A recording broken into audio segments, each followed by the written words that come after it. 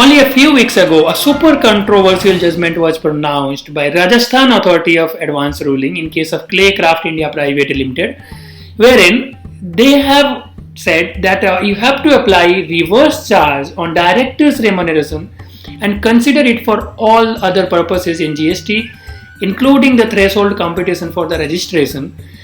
I've shared a detailed video with the proper analysis of the whole judgment on our channel, and you can find it under playlist if you have missed it then.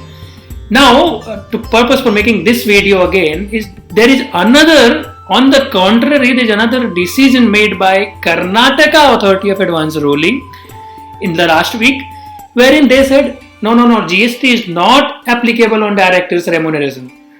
This time they have claimed that share of profit is nothing but application of money.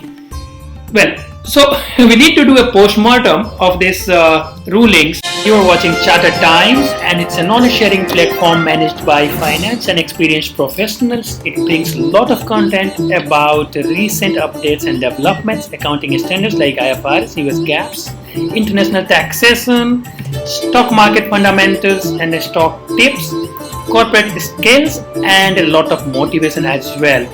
So if you have not subscribed our channel yet, please click this button.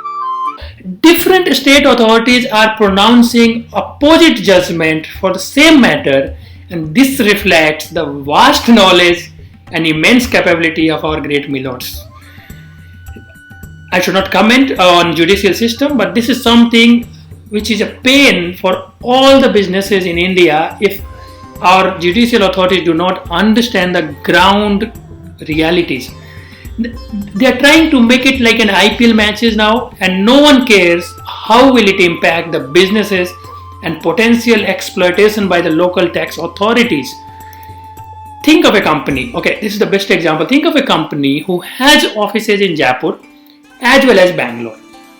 It's not less than $1 million question for their tax team to find out which ruling is applicable for them. Because if they consider it as per Karnataka rulings, then Rajasthan can send them a notice that you are not applying our judgment. If they go for the Rajasthan, then Karnataka will be sending a notice and calling them. So ultimately, who is suffering here? That's a big question.